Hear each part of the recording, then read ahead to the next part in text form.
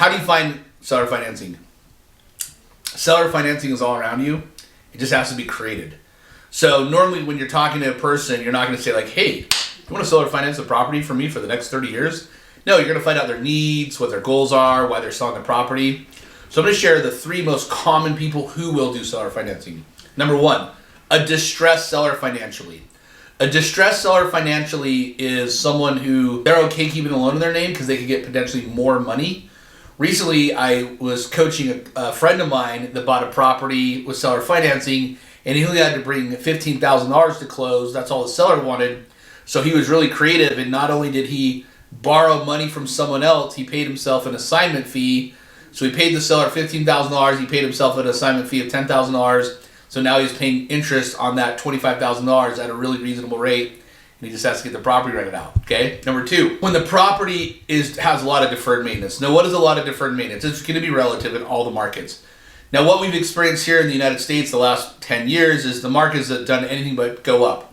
Now, there's a lot of uncertainty with rising interest rates, what's happening in Europe, and inflation with gas prices.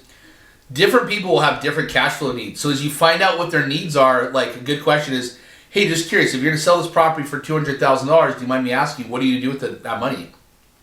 They're going to give you feedback. They'll talk about what they do with taxes, what they're going to buy, how much they need for cash flow. They might put it in an annuity. So if they're going to put it in an annuity, you'd say, okay, just curious, what type of return are you looking to get? They would tell you and say, open. Would you be open to earning a better return that you can get more money and a better return for the duration of the annuity, longer than the annuity? Then they'll give you feedback, then you can navigate with that, okay? So number 1 is a deferred, distressed person. Number 2 is a distressed property. And number 3, which is the best of both. So obviously real estate is relationship driven. So as you find out what people's needs are, you go and get it and you figure it out. That's why these deals or opportunities are going to be created. So there's the first part on how you're going to be finding these motivated, inspired sellers. Now remember, not all sellers are motivated, so you have to do a lot of work, give them mining in to help out. Hope you guys have a great day.